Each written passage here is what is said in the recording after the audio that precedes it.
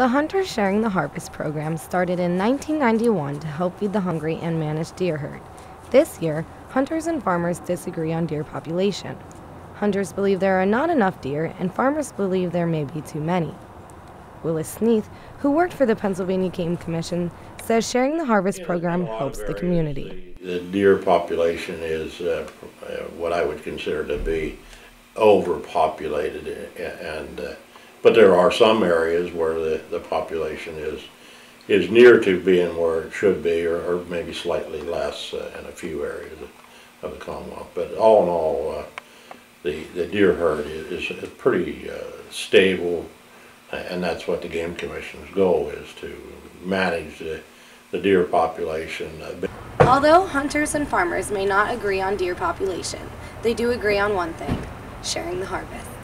Hunters Sharing the Harvest program is to provide a outlet for hunters who get more deer than what they want, that we can provide an outlet where they can have them processed and then donated to the less fortunate, the needy.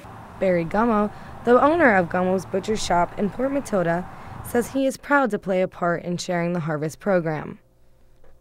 Butchers that agree to take and do the Share the Harvest program do it with pride. I do it with a lot of pride, because we try to see how much every year. I would like to see us produce over 2 tons. Maybe a larger population of deer, but this could benefit the Sharing the Harvest program. If a hunter accidentally kills a deer, they can contact the Pennsylvania Game Commission, and they will donate the venison to a local bank. You might not want to wait any longer to pick the best pumpkin in the patch. Farmers have been running out of pumpkins due to a combination of higher fuel costs for delivery and a lack of crop. Owner of JB Farms, Evelyn Bruckheimer, blames the weather. Here was a factor of weather, germination failure, and weeds mainly. But I think mostly our crop just didn't germinate early. So I don't know if we're being affected by the same trend as other growers or not. The real problem is for those of you who love to carve pumpkins, because by Halloween, most of them will be gone. According to the National Retail Federation, 43% of Americans will be carving pumpkins this year. Not only does weather have an effect on harvest, but pumpkins can get sick since they grow on the ground. They are more susceptible to disease. What about that man? Dan Harner, owner of Harner Farms, says for a good harvest, we need to have a dry fall. Too much rain may lead to pumpkin problems. He tells us how. Well, we use some herbicides for weed control. We use primarily fungicides because pumpkins and many of the cucurbits are very susceptible to diseases. Mildew, primarily powdery and downy mildew. So, the fungicides help to control that. From Alexandria County, I'm Missy Michaels.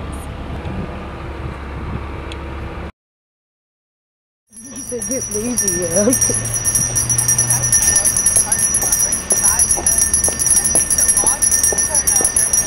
Is how you can help the needy.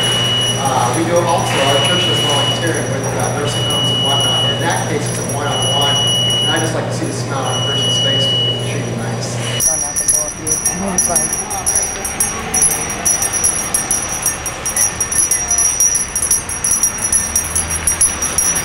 What I like particularly about the Salvation Army is the fact that Christmas is its main fundraiser, an amazing time of year.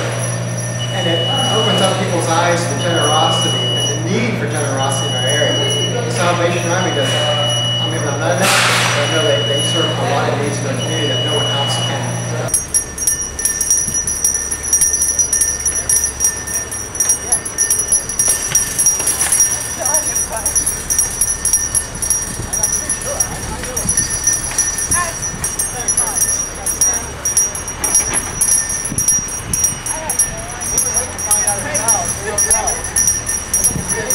John Rocky. I volunteer for the Salvation Army.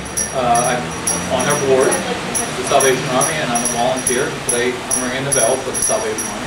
Doing the most good, I think, is a great mission statement for the Salvation Army, because if you look at all the different service organizations out there, I think that capitalizes on what the Salvation Army does. For those that are donating it today, the funds donated, I think of all the organizations, probably puts the most back on the street to help people who need the help.